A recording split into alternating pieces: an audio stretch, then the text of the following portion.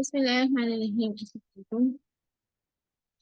Students, आज का हमारा टॉपिक है presentation modelling. Presentation modelling related to website development. जब भी आप कोई वेबसाइट डेवलप करने जाते हैं तो उसके अंदर क्या है कि आपको पहले से एक प्रेजेंटेशन मॉडल बनाना होता है, यानी कि एक पेपर वर्क करना होता है। उस पेपर वर्क के ऊपर, चाहे आप वो सॉफ्टवेयर से डिजाइन कर रहे हैं या वो आप पेन से डिजाइन कर रहे हैं पेपर के ऊपर, आपको आपकी वेबसाइट दिखने में कैसी होगी, इसमें कौन सा आइकन कहाँ पे होगा, कौन सा टैब कहाँ पर होगा, हेडर में क्या है, फुटर में क्या है, और कलरिंग क्या है, और कितने पैडिंग के ऊपर सेंटर अलाइन है, लेफ्ट अलाइन है, राइट अलाइन है, क्या कौन सी चीज किस तरह से रखनी है, वो आप एक मॉडल सा बना दें, ताकि जब आप कोड करें तो आपके सामने एक सैंपल मौजूद हो कि हमें ये चीज इतने पैडिंग पे रखनी है। हर चीज कोड में आप बनाते वक्त जहन में रख के बनाना वो थोड़ा मुश्किल है।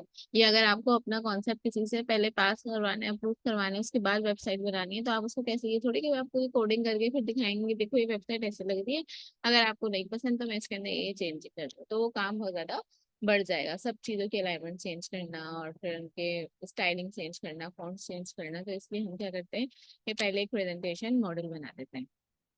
और मजीद आप उसको जस्टिफाई या कहने मजीद एक्सप्लेन करना चाहें तो आप उस प्रेजेंटेशन मॉडल के अंदर से जो जो हेडिंग्स डाल रहे हैं, उनके क्या फॉन्ट साइज रखने हैं, उनके कलरिंग क्या होगी, वो सब आप नीचे बॉटम में एक्सप्लेन कर सकते हैं, ताकि एक व्यू सामने अच्छा सा क्लियर हो जाए। और अगर कस्टमर को, आपके क्लाइंट को कोई चेंजिंग करवानी है तो वो शुरू में ही बता दें। तो हम देखते हैं किस तरह से बनाया जा सकता है एक presentation model.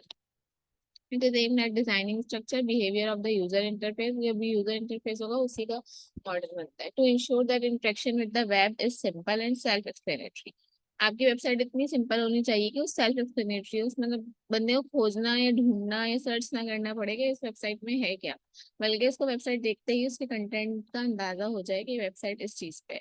Presentation modeling generates a two-fold result. First, it produces a uniform presentation concept by modeling recurring elements on the pages, headers, footers. तो मतलब सबसे पहले क्या करेगा कि आपकी यूनिफॉर्म प्रेजेंटेशन होनी चाहिए और इसके जो एलिमेंट्स हैं वो क्लियर होने चाहिए। हेडर फुटर्स में क्या है उसके थ्रू आप उसको रिप्रेजेंट कर सकते हैं। It should ideally show the composition of each page and the design of the fields, text, images, forms.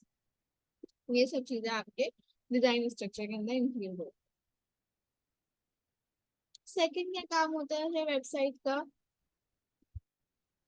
In addition to the structure of the pages, the presentation model describes the behavior-oriented aspects of the user interface। अच्छा जी, पहला तो इसका aspect ये था, ये इसने आपको design बता दिया, टेक्स्ट कैसे होंगे, इमेजेस कैसे होंगे, फॉर्म्स होंगे या नहीं होंगे, कौन सी जगह पे क्या चीज लगाएंगे। दूसरा इसका काम ये कि आपकी जो वेबसाइट है किस तरह से बिहेव करेगी, इसका बिहेवियरल एस्पेक्ट क्या है, किस बटन पे क्लिक करने से क्या होगा और या माउस ओवर करने से क्या होगा, ये चीजें भी इसके अंदर एक्सप्लेन की जाए। Which button to click to activate a function of the application logic due to the wide variety of navigation options. और हमारे पास वेबसाइट पे नेविगेशन के बहुत सारे ऑप्शंस होते हैं। कभी पेजेस बहुत ज्यादा होते हैं, कभी फॉर्म्स होते हैं, कभी ऐसा होता है कि बटन क्लिक करो तो ये हो जाएगी चेंजिंग हो जाए, स्क्रीन पे क्लिक करो तो ये चेंजिंग हो जाए। Due to the wide variety of navigation options and the inherent risk of getting lost, care should be taken to give users appropriate orientation.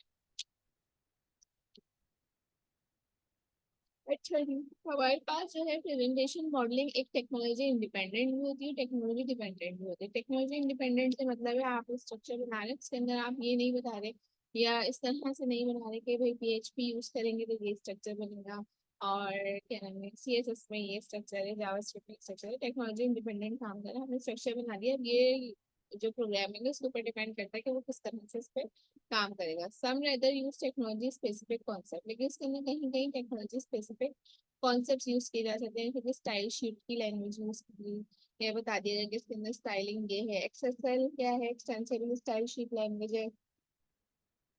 Another important factor of web application is the graphical layout design of the user. फिर आप graphical design में आ सकते हैं। It is often produced by a graphic designer based on some basic drawings or conceptualized by the tool supported implementation of prototypical page। ये आपके पास है, समझिए technology dependent आप काम कर रहे हैं, ग्राफिक डिजाइनिंग वगैरह सॉफ्टवेयर के थ्रू आप उस प्रेजेंटेशन मॉडल को प्रिपेयर कर रहे हैं, उसके अंदर कुछ बेसिक ड्राइंग्स वगैरह जो जरूरत है उसको ऐड कर रहे हैं। Although this task is part of presentation modeling, it is currently not supported by modeling techniques। ये वैसे तो इसी का पार्ट है, लेकिन करेंटली हम मॉडलिंग टेक्निक्स में इतना ज्यादा इसके ऊपर नहीं जाते ग्राफिक डिजाइनिंग की इम्प्लीमेंटेशन पे, बल्कि हम सिंपल पेपर वर्क के थ्रू उसको एक्सप्लेन कर देते हैं। मॉडल एलिमेंट्स क्या क्या होते हैं हमारे पास, जिसको जो आपके मेन अकाउंटिंग एलिमेंट्स हैं जो कभी भी मॉडल बनाते वक्त आपको रिप्रेजेंट करते हैं, क्या है। एक सबसे पहले प्रेजेंटेशन पेज, यानी वेबसाइट का जो पहला पेज है वो किस तरह से लग रहा है, वो प्रेजेंटेशन पेज बना रहे हैं। Describes a page presented to the user as a visualisation. आपके यूजर के पास किस तरह से पेज शो होगा वो आपने ड्रॉ करना है। अगर आपकी वेबसाइट के ऊपर चार पांच टैब्स हैं, चार पांच पेजेस इंक्लूड है, और हर किसी का स्ट्रक्चर डिफरेंट है, वैसे तो क्या होता है कि आपका कंटेंट डिफरेंट हो सकता है, लेकिन आपको पेज का स्ट्रक्चर सेम रखना है। चारों पेज, चारों पांचों पेजेस का हेडर फुटर सेम रखना है, उनकी कलर स्कीम सेम रखनी है, ताकि लगे कि आप एक ही वेबसाइट के ऊपर हैं। ये नहीं कि एक पे क्लिक कर रहे हो तो ग्रीन बैकग्राउंड है और बैकग्राउंड जो बैकग्राउंड में वाटर मार्क है वो कुछ और है। फिर आप दूसरे पेज के ऊपर गए, इसका वाटर मार्क कुछ और है, इसका कलर कुछ और हो रहा है, इसका हेडिंग किसी और कलर से, फॉन्ट कलर कुछ और है। Through out the web pages आपने कलर स्कीम, डिजाइनिंग, फॉन्टिंग सब चीजें सेम रखी।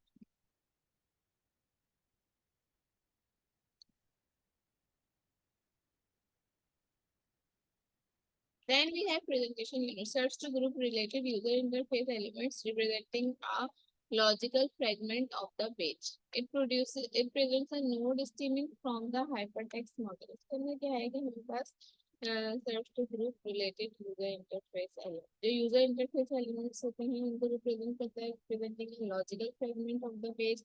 Logically आपका पेज किस तरह से काम कर रहा है, इसको इसके जो फ्रेगमेंट्स का इंस्टीट्यूट पार्ट्स हैं उनको बताना।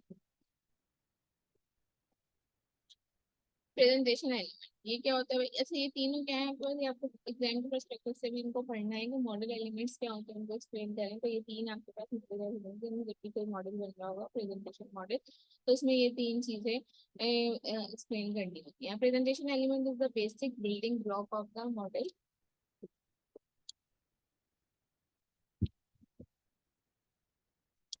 एलिमेंट्स में ये चीजें इंक्लूड है, आपका टेक्स्ट, इमेज, ऑडियो, जो जो चीजें लानी है वो उस पर आप बना।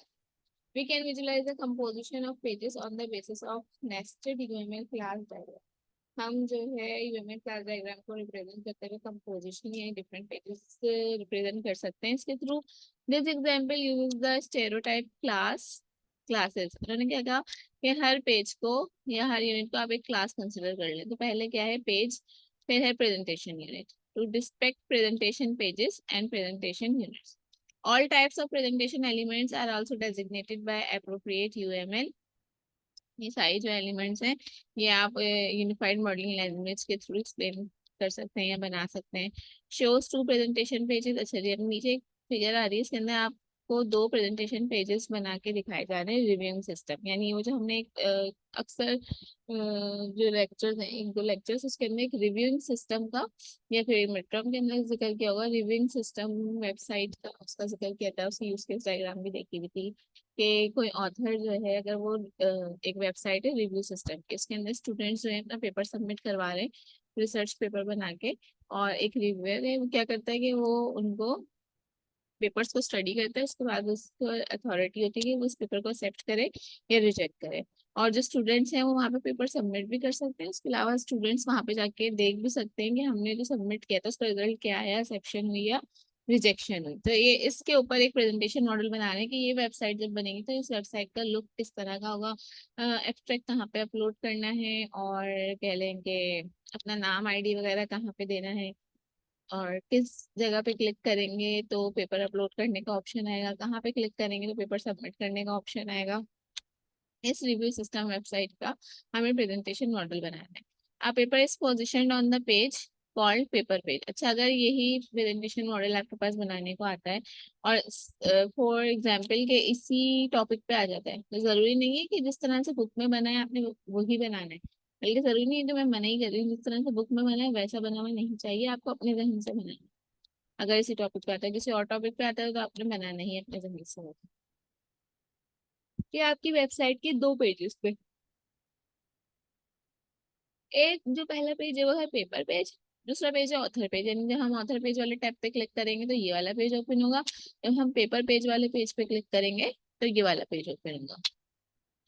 सबसे पहले इसके अंदर प्रेजेंटेशन यूनिट है वो क्या है, पेपर।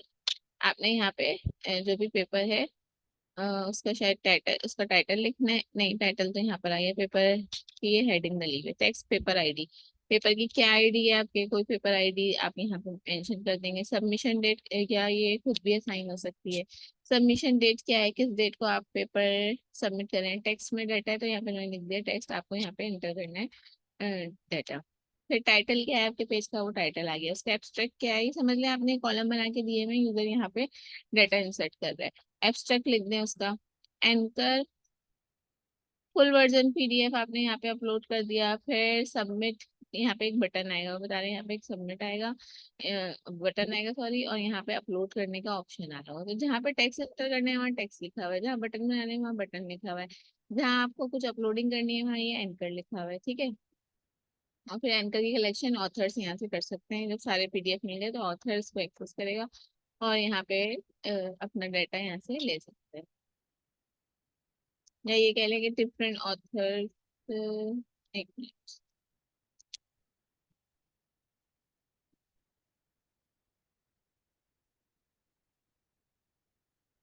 भी हम पढ़ते हैं नीचे और बेस्ट एक्सप्लेनेशन मौजूद है इस ऑथर, ये वाले इसका क्या काम है ये इसमें देखेंगे।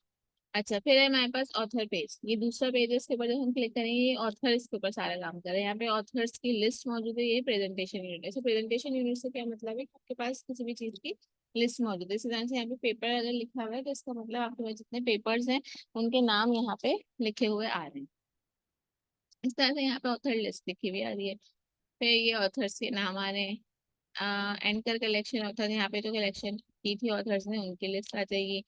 Name, affiliation, email, submit changes. अच्छा जी, यहाँ पे क्या है, ऑथर की डिटेल आ रही है, उसका नाम क्या है, एफिलिएशन किससे हुई हुई है, उनका ईमेल एड्रेस क्या है, और फिर ये सबमिट बटन।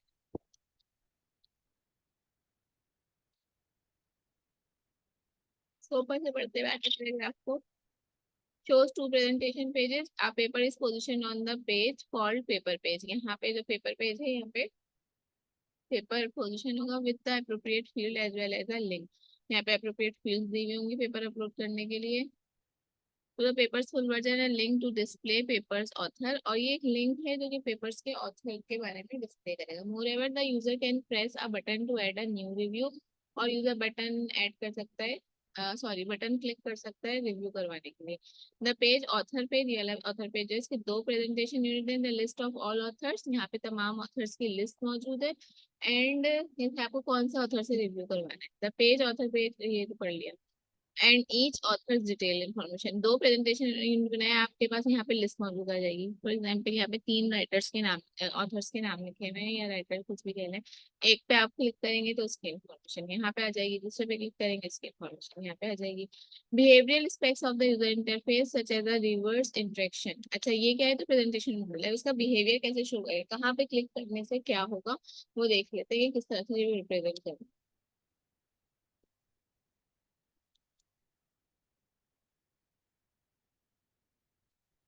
इसके लिए हमें बिहेवियरल डायग्राम बनानी पड़ती है, as shown in figure 3-10, 11 and 12। अभी हम जाके इन डायग्राम्स का विजिट करते हैं कि इन डायग्राम्स के जरिए आप किस तरह से बिहेवियरल एस्पेक्ट्स पता चला सकते हैं।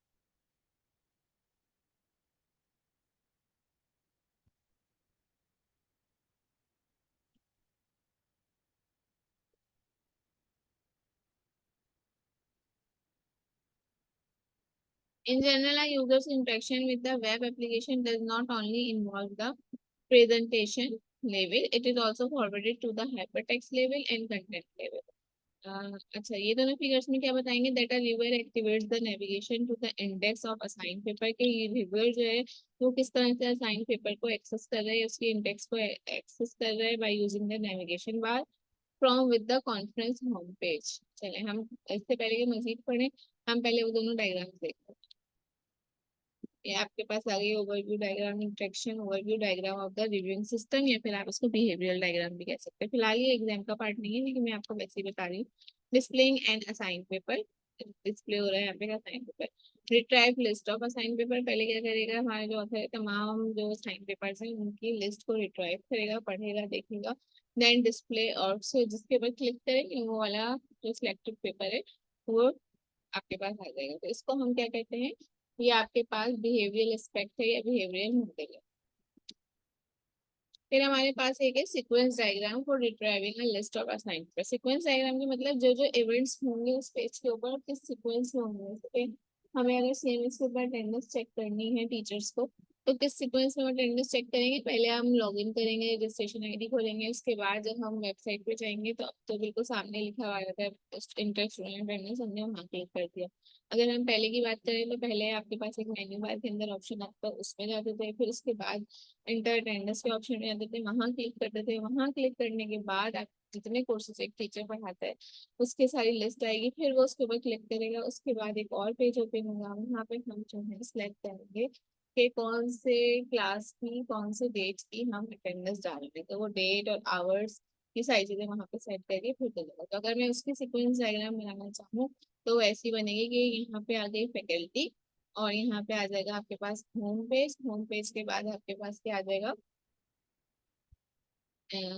ऑनलाइन पेपर सबमिट, सॉरी क्या कहते हैं, ऑनलाइन अटेंडेंस या इंटर स्टूडेंट अटेंडेंस, ये लिखा हुआ है। इंटर स्टूडेंट अटेंडेंस पे क्लिक करेंगे तो फिर हमारे पास क्या लिखा हुआ आएगा कि कोर्सेज की लिस्ट आ जाएगी, रिव्यू द कोर्स लिस्ट, उसके बाद सिलेक्ट द कोर्स, वो हमने सिलेक्ट कर लिया। सिलेक्ट करने के बाद हमारे पास ऑप्शन आएगा कि हम डेट डे और सब डालें, उसके बाद फिर वो अटेंडेंस इंटर होगी। मतलब एक क्लास की अटेंडेंस इंटर करने के लिए इस सारे प्रोसेस से मुझे ये किसी भी टीचर को गुजरना पड़ता है।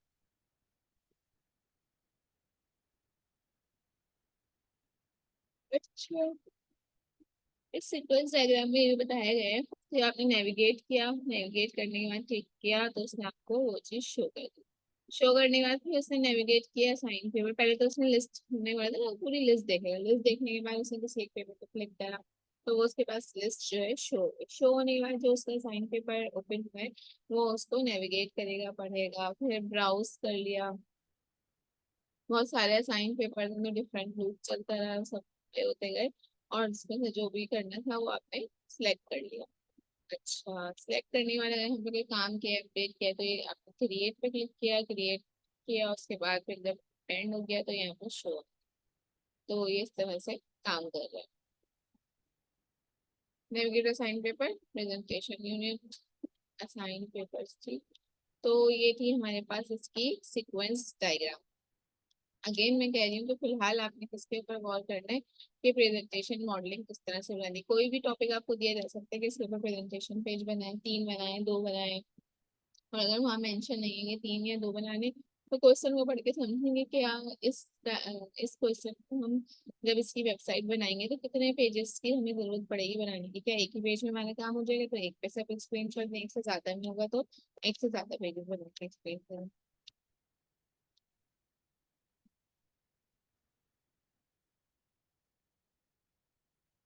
कस्टमाइज किस तरह से करते हैं, हमारे पास कस्टमाइजेशन मॉडलिंग के ऑप्शंस मौजूद हैं, हम इसकी डिटेल में फिलहाल नहीं जा रहे।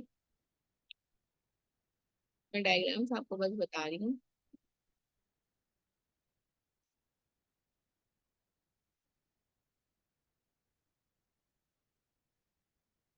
वो जो पेपर मेन्यू आना था उसके अंदर ये सब आएगा, एक्सेप्टेड, रिजेक्टेड, सर्च या ऑल, के कौन से पेपर एक्सेप्ट हुए हैं पूरी लिस्ट है, यहाँ पे रिजेक्टेड की लिस्ट है, सर्च कर सकते हैं सर्च बार के थ्रू, और तमाम एक साथ भी देख सकते हैं।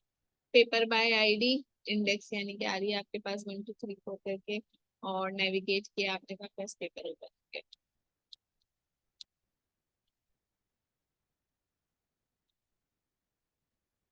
ये वही प्रेजेंटेशन मॉडल है, डायनामिक अडॉप्शन में लिखा है, लेकिन सब कुछ उसी तरीके से है। Visible if user currently enrol. अच्छा जी, इंटर रिव्यू, अगर जो वो है आपका यूजर है वो अपने को ये रिव्यू देना चाहता है उस पेज के ऊपर, तो वो यहाँ पे अपना इंटर कर सकता है रिव्यू, आप समझ लें कमेंट सेशन। तो बस हम अपने टॉपिक को यहीं तक रखेंगे, प्रेजेंटेशन मॉडल वाले टॉपिक को, और इसको आई होप कि आपको समझ में आ गया होगा। फिर भी कोई क्वेश्चन हुआ तो you can ask me freely. Allah Hafiz.